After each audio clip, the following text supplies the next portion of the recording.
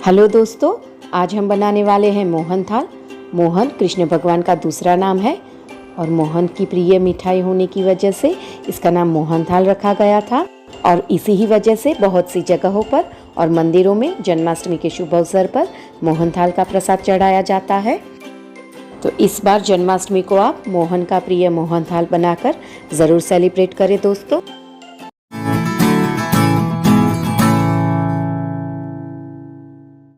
तो मोहन थाल के सारे इंग्रेडिएंट्स हम तैयार कर लेंगे। एक बड़ी सी परात में हम 2 कप दरदरा बेसन ले लेंगे और उसमें हम 3 टेबलस्पून दूध डाल देंगे और साथ में 3 टेबलस्पून घी भी डाल देंगे। और इन सारी चीज़ों को हम हाथों से अच्छे से मिक्स कर लेंगे।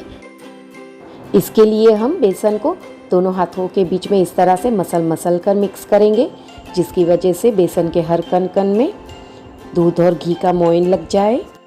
ध्यान रहे कि यहाँ पर कोई भी बड़ी गुठली ना रहने पाए। तो स्वादिष्ट और मुंह में घुल जाने वाला दानेदार मोहन थाल बनाने के लिए इस स्टेप को बिल्कुल भी स्किप ना करें। और इस तरह से बेसन को मोयन देने में मुझे करीब 7 से 8 मिनट का समय लगा था। और उसके बाद हम उसे ढककर आधे से 1 घंटे के लिए छोड़ देंगे।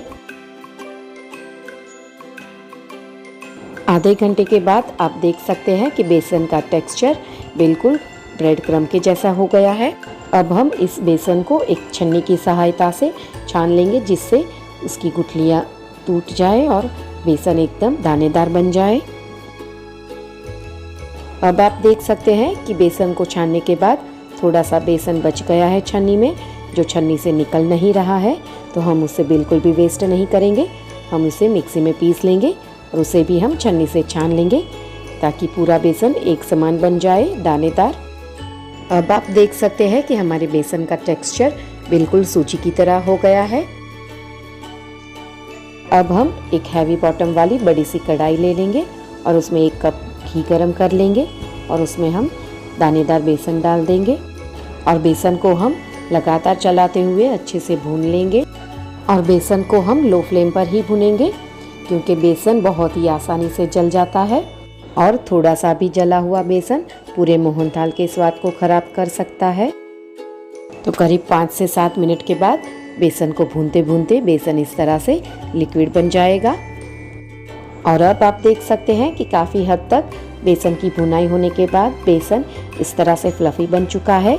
और इस स्टेज पर हमें बहुत ही सावधानी की ज़रूरत है, क्योंकि इस स्टेज पर बेसन आसानी से जल सकता है, इसीलिए हम फ्लेम को और भी लो कर देंगे।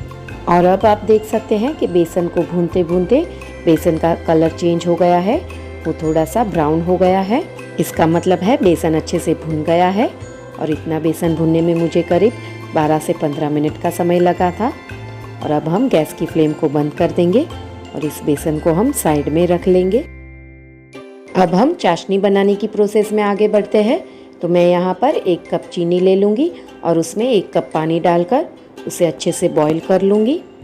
और जब चीनी पिघल जाए तब हम उसमें थोड़े से केसर के धागे और थोड़ी सी कुटी हुई इलायची मिला देंगे, जिससे केसर का रंग और इलायची का फ्लेवर दोनों ही चीज़ें चाशनी में मिक्स हो जाए।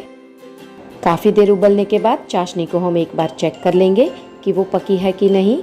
तो इसके लिए हम थोड़ी सी चाशनी एक छोटी सी प्लेट में लेकर इस तरह से फैलाएंगे।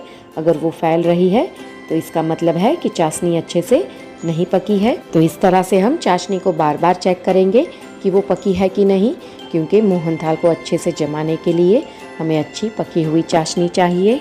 और मैं यहाँ पर दूसरी बार चेक कर रही हूँ। तो चाशनी को हमें और भी थोड़ा पकाने की ज़रूरत है। और चाशनी को थोड़ा और पकाने के बाद मैं तीसरी बार चेक कर रही हूँ चाशनी को। तो चाशनी अब फैल नहीं रही है। आप देख सकते हो कि प्लेट को झुकाने पर भी चाशनी जम गई है, यानी कि अब फाइनली चाशनी अच्छे से पक गई है। और अब हम दूसरा टेस्ट करेंगे, क्योंकि हमें मोहन थाल बनाने के लिए 1.5 तार की चाशनी चाहिए। तो इस तरह से हम उंगलियों के बीच में तार को बनाकर चेक कर लेंगे। अगर 1.5 तार बन रहा है तो चाशनी एकदम परफेक्ट है। और अब हम गैस की फ्लेम को बंद कर देंगे। अब हम इस गरम चाशनी को भुने हुए बेसन में डाल देंगे, लेकिन ध्यान रहे कि बेसन ना ही ज़्यादा ठंडा हो और ना ही ज़्यादा गर्म हो, यानी कि मध्यम गर्म हो। तभी हम इस चाशनी को बेसन में डालेंगे और दोनों ही चीज़ों को हम अच्छे से मिक्स कर लेंगे। अब हम इस पूरे मिक्सचर को एक थाली में ट्रांसफ़र कर लेंगे। इस थाली को मैंने पहले ही घी से ग्रीस करके रखा था। अब हम ऊपर से थोड़े से ड्राई फ्रूट्स डाल देंगे। आप अपनी चॉइस के ड्राई फ्रूट्स मिला सकते हैं। मैं यहाँ पर बादाम, काजू, पिस्ता और चिरौंजी डाल रही हूँ। आप इसके बदले चांदी का वर्क भी लगा सकते हैं। अब हम इस मोहनथाल को कम से कम 2 घंटे के लिए जमने के लिए छोड़ देंगे और उसके बाद हम उसे स्क्वायर या फिर डायमंड शेप में कट कर लेंगे।